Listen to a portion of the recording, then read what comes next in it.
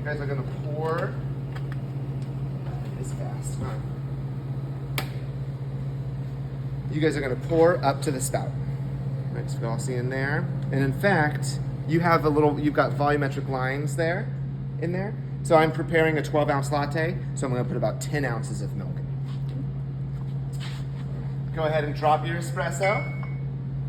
Now, I like to talk about latte art as soon as possible. Let's get that conversation going as soon as we can.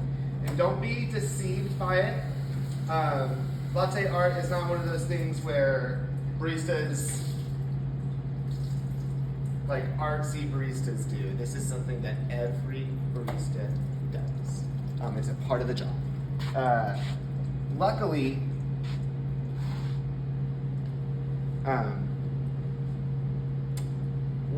you don't have to be Real fancy. really fancy.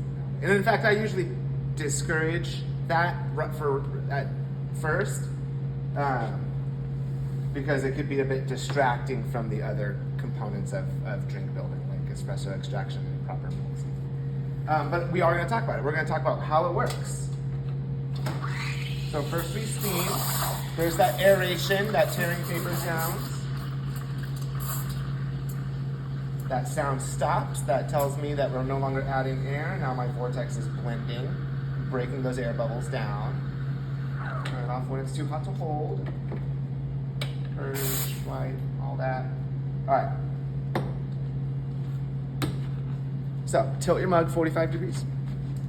That creates a pool of espresso. Pour with a high and thin pour in the center of that pool. Stay in the center. And when the espresso reaches the rim of the mug, like now, go from high and thin to low and thick. Correct your mug. High and thin to drive home. How'd you do the You heart? make that look so freaking easy, Jordan. I think it's I've been doing this I know, but really, very, very long he makes time. it look so easy. Yeah, he did. So, That's so beautiful. So the two things to think about this. The easy thing to think about is mechanically, all that we're doing is we're marking the espresso with foam. And you'll hear me say that word mark a lot because that's what this is. This is a mark. So I actually don't teach latte art, I teach marking.